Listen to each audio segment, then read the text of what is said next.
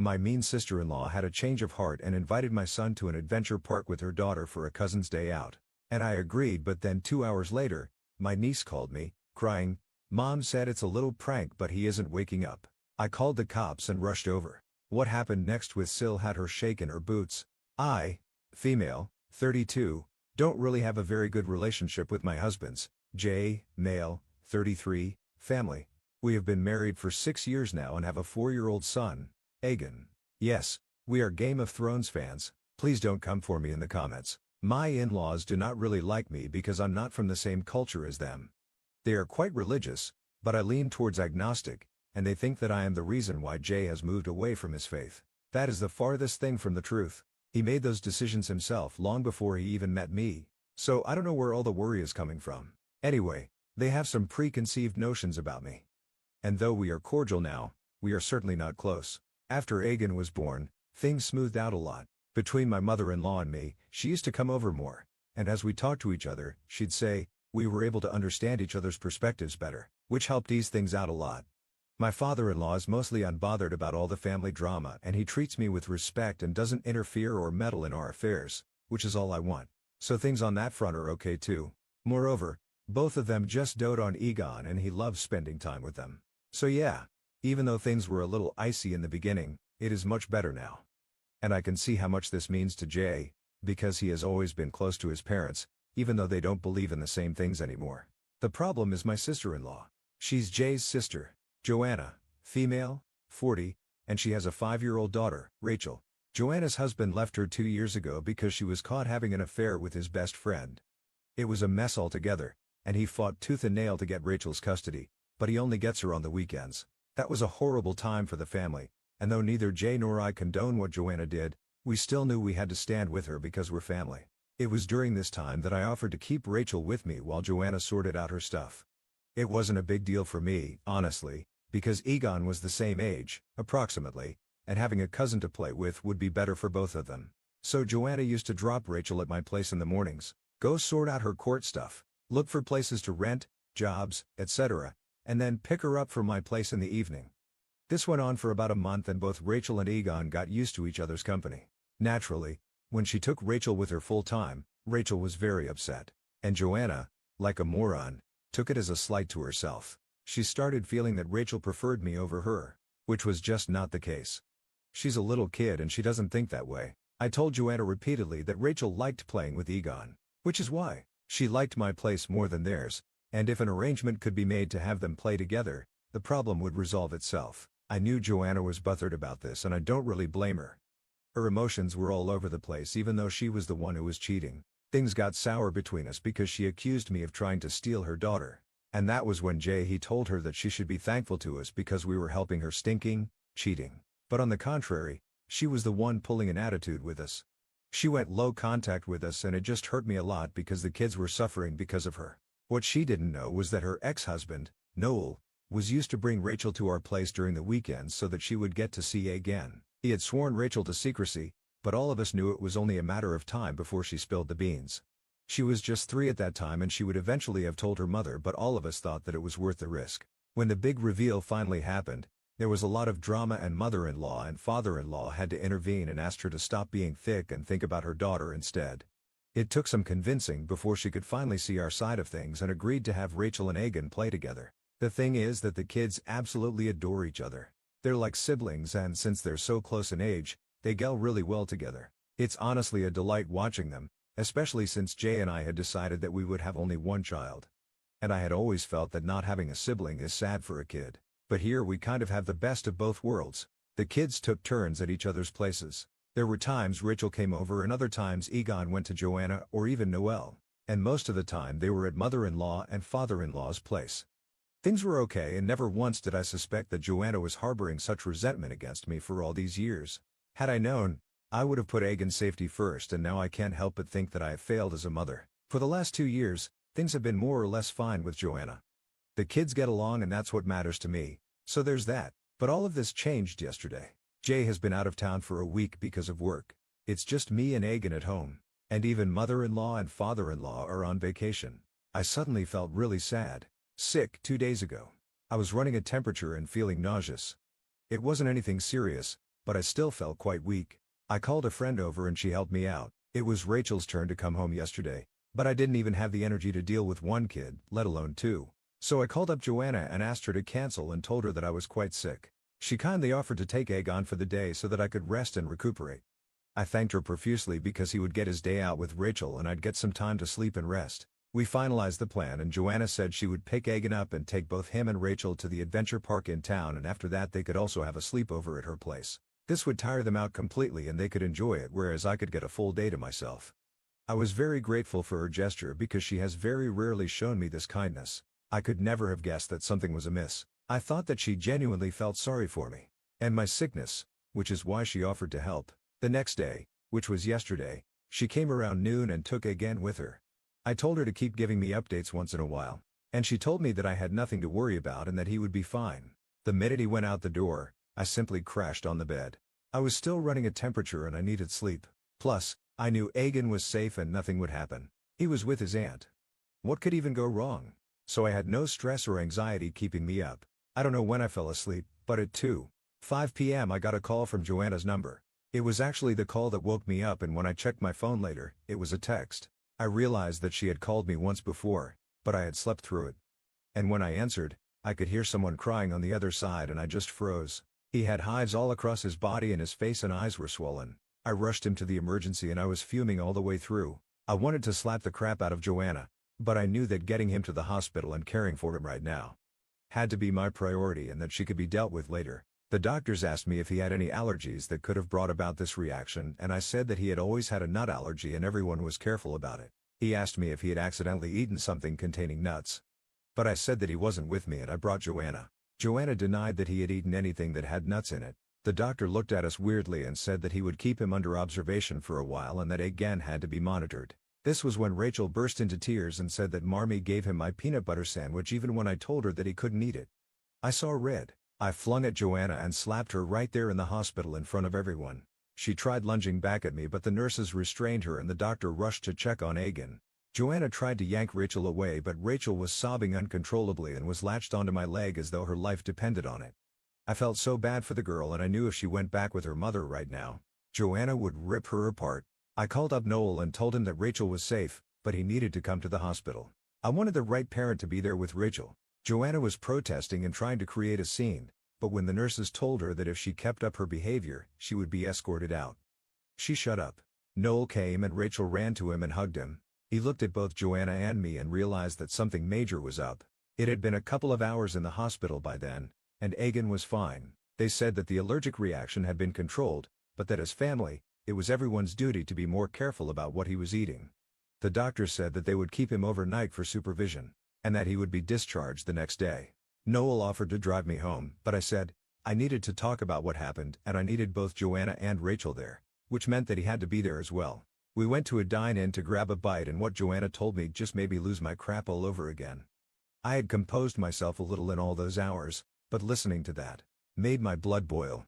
I first asked Rachel what happened. She looked nervously at her mom, who was glaring at her. Noel stepped in and said that she needed to be honest about everything and not worry because he would protect her and that she needed to do the right thing. She was still very nervous, and while Noel was coaxing her into telling us the truth, Joanna was trying to create a ruckus saying things like, we were bullying her daughter and that she would not stand for it. I told her to shut up and let the girl speak, and that her intimidation tactics wouldn't work anymore. It took some time, but Rachel finally told us what happened. She said that Joanna had given them money to buy sandwiches from the sandwich stall. Rachel bought a peanut butter sandwich, whereas Aegon bought a mixed fruit jam sandwich. While they were on their way back, Aegon asked Rachel if he could have a bite. But she said no because he wasn't allowed to eat peanut butter. Everyone in the family knows about Aegon's nut allergy, even him. So I'm surprised that he asked her for the sandwich, and I'm glad Rachel had the sense not to give it to him. She said he didn't make a fuss but looked a little down because he didn't get to eat the sandwich. When they got back to where Joanna was, why the hell wasn't she with two tiny kids in the first place is beyond me. Joanna asked Rachel why Aegon was being mopey. Rachel said that he wanted a bite of her sandwich and Joanna got mad at her. She said that she should be sharing things with her cousin and that she had been taught better, blah blah. Finally, Rachel said she had to cut in and remind Mom that Aegon couldn't eat peanut butter, but apparently she couldn't. Joanna was having none of it. Then both of them kind of got into a fight and Rachel tried to resist Joanna's attempt to get her to give him the sandwich. But Joanna called her own daughter a greedy little bitch and snatched her sandwich from her.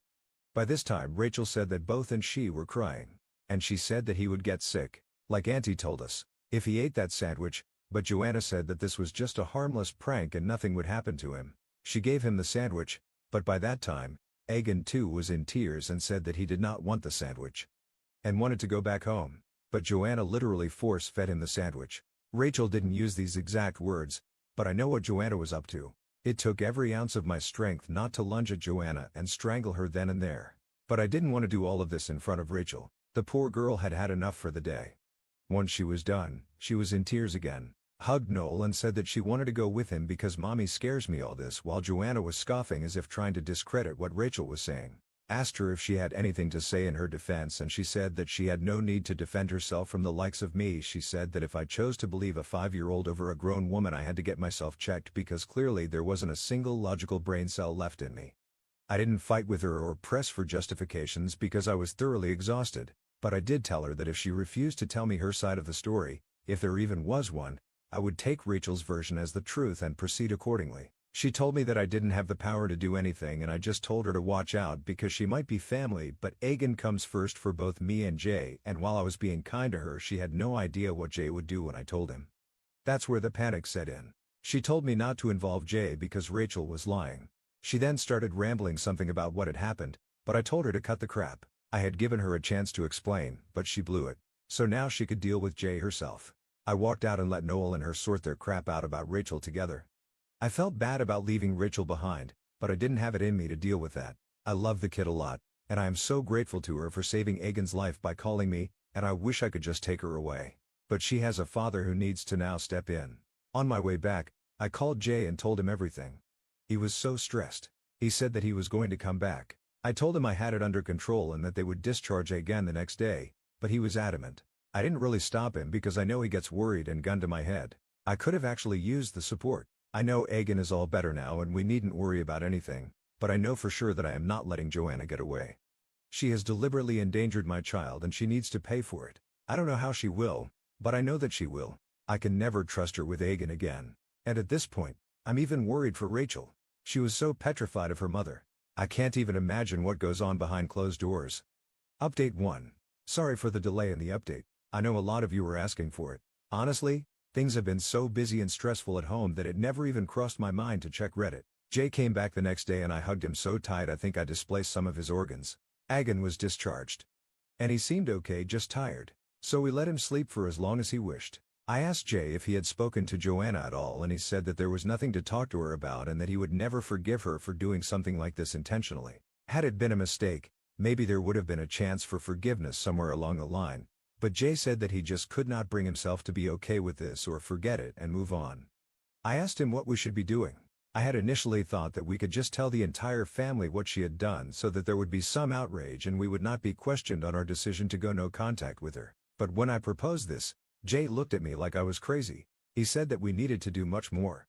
He told me I had to stop thinking about her like family, because she didn't think of our son as such, and that she was dangerous. God knows why she willingly put his life in danger. She knew full well that the nut allergy was severe, in Egan's case, and even though her daughter, who's just 5 years old, kept reminding her, she ignored all her pleas and went ahead with this. He said that I needed to look at it for what it was. It wasn't a mistake. It was something that she had done out of pure spite and malice, and God alone knows what else she could do. I knew what he was saying was right, but verbalizing all this made it, I don't know, more real in a sense. I didn't want to accept the extent to which things had spiraled, but there was nothing else to be done. Joanna was dangerous. She had shown this to us herself and the only thing we could do was ensure that she didn't endanger anyone else anymore. Most importantly, Rachel. Jay asked me where Rachel was and I said that Noel had probably taken her for the night. It was the weekend, the day Egan returned, so she would have had a good 3 days with Noel and maybe by then Joanna would have calmed down so that Rachel didn't have to face the brunt of her mother's wrath.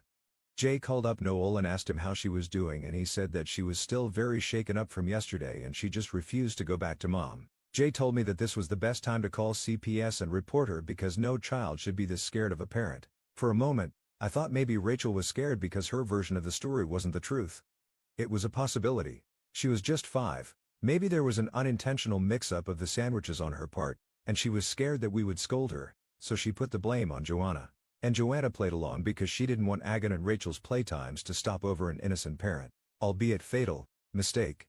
I somehow couldn't shake this feeling away, even though no child could lie in such detail. But I just couldn't believe that despite knowing about Agan's allergies, Joanna would deliberately feed him the sandwich, despite being told no. It seemed borderline crazy and she had never behaved this way before. So we decided to call Noel again and I asked him whether Joanna had admitted to anything and he said that she broke down and told him everything. He had secretly recorded the entire conversation but he told us it was too dark to listen to. We asked him to forward the recording to us nonetheless and there we could clearly hear Joanna admitting to everything. She said she didn't know why she did it but she did. Noel was furious and he asked her why she didn't go to the emergency herself and she said she couldn't afford the bill. He told her that she should be thankful that Rachel called me up because if she hadn't, Agan would have died. She was sobbing in the recording and kept on saying, I'm sorry. But I didn't have a single feeling of sympathy left for her after that. I realized that the stress of the day had actually made me forget the seriousness of the situation. If Rachel hadn't been smart or brave enough to call me, Agan would have died. I owe that kid my son's life. And I knew that I had to do everything in my power to keep her away from that a-hole of a mother and woman. We called CPS and told them everything. We told them that we were worried about Rachel's safety, and that if she was capable of deliberately inducing an allergic reaction in a child and then not responding accurately because of a purported lack of funds, we didn't know how safe her own kid would be with her. The officer took note of it and asked us what the custody agreement was and we told them everything. And the next Monday, which was 2 days later, the officers were at her place. We knew because she sent a scathing text to us telling us that she knew we were behind this and that she should have killed Agan when she had the chance. I have blocked her since then, but Jay hasn't. He called her up and gave her a piece of his mind and told her that he would go to the ends of the earth to keep Rachel safe from her because she clearly wasn't mentally stable. Mother-in-law and father-in-law were finally roped in and we told them everything. At first, they tried to make excuses for Joanna, but when we made them hear the recording, they didn't have anything to say. I don't know what their equation with Joanna is, and neither do I care. But both Jay and I have told them that we want nothing to do with her anymore. We hope that CPS is going to take Rachel away from her, but we can't be sure because there's no neglect or abuse involved in her case. But I know that if she continues to stay with Joanna, she's going to make things horrible for her own daughter. CPS has removed Rachel from Joanna's care and she is now going to live with Noel permanently. The custody agreement had to be officially changed and Joanna went crazy about it and now we know why. It wasn't because she would miss Rachel or something. It was because she was using the child support payments to fund her life. The child support was an insane amount, and now she's going to have none. Keeping Rachel with him is going to be better on the pocket for No. Not that it matters to him anyway. Noel has also been asked to take Rachel to therapy because the poor kid has been having nightmares ever since the Agan affair. Agan on his part is doing well. He doesn't even remember much. And when we ask him how his day with Auntie and Rachel was, he just says he had a lot of fun and the best part was the hospital ride at the end. I cannot even fathom why someone would hold so much resentment for a child. Mother-in-law has been quite upset over the incident, not Agan's particularly, but the one where a mother lost her child due to our intervention. AKA Joanna. I don't understand how she can continue to sympathize with Joanna. Father-in-law, for his part, is furious and he says that he initially did not believe that she could be this crazy. He has apologized to us for not believing us and while it still annoys me, I know he means well. No father would ever want to know or accept that one child of his was capable of intentionally, fatally harming the other child's kid. So I understand his hesitation about it all. Rachel and Egon still meet up regularly. We didn't want Rachel to think that she did anything wrong or that she could have done anything more during the day the incident happened. She still blames herself though, and it breaks my heart to see her like that. She even made sorry cards for Agan, Jay, and me. I think it has to be one of my most prized possessions. I try spending time with her as much as I can. Call me old-fashioned, but I feel that a child needs a maternal figure in his or her life. And Rachel has never had that. Even though Joanna is a mother, I don't think she has the capacity to be maternal. She has proven that with the way she was with Agan. No person capable of pulling something like that off will ever have that innate compassionate instinct. I know a lot of you are going to come at me in the comments for saying this, but it is what it is. We are trying to normalize things for the kids as much as possible, even though nothing is normal anymore. Joanna has been trying to get in touch with Jay and me. Mother-in-law told us, but she's blocked everywhere. So that's an unnecessary headache she has taken upon herself. She tries to subtly act as an intermediary, but every attempt of hers has been shot down. And both Jay and I are running on thin ice with her. She either gets it herself or we go no contact with her pretty soon. I can't have her talking about that bitch and trying to get us to be a family again. Update 3: Joanna tried to take Rachel from school. The school already knew about the issues going on, so they were prompt in reaching out to Noelle. Rachel is safe and she just doesn't want to be with her mother at all. Noelle is thinking of going for a restraining order, but he's not sure yet, because at the end of it all, Joanna is her mother and nothing can change that. It's just a pile of hot mess right now, and I personally would prefer being away from this drama. But I do know that the drama started because I called CPS on her. I personally think that she is not a good parent by far. But I mean, now things are getting serious and criminal, which is unsafe for everyone. Who knows what she'll do next? They're trying to resolve this, and if it doesn't get resolved, a restraining order is the only option available. I hope it doesn't come to that, but if it does, I don't think there's anyone to blame except Joanna herself.